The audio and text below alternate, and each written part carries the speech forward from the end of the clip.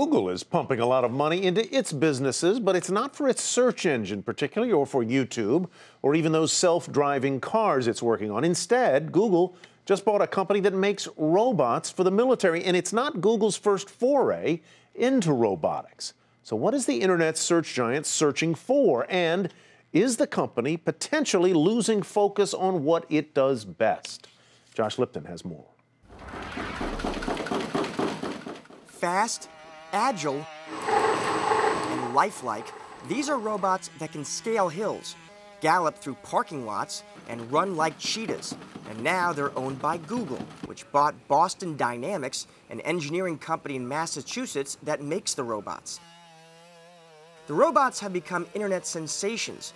Big Dog, which is the size of a small mule, can climb muddy trails and carry 340-pound loads. A YouTube video of Big Dog has been watched 15 million times. And then there's Cheetah, which is shown running on a treadmill at 29 miles per hour. That's faster than Olympian Usain Bolt. The New York Times first reported the acquisition, noting that it is the 8th robotics company Google has bought in just the last 6 months. Its robotics efforts are being led by Andy Rubin, the executive who led the development of Android, Google's mobile operating system.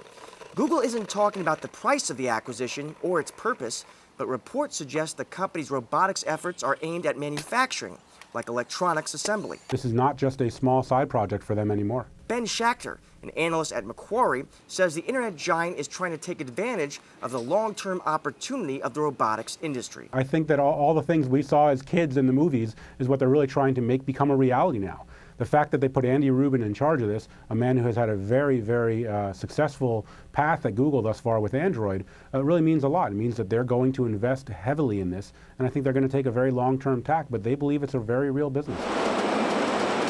Google's rivals already see the benefits of such technology. Amazon's rollout of 1,400 robots at its warehouses from a company it bought last year called Kiva Systems could save it $900 million a year, according to analysts at Janney Capital Markets.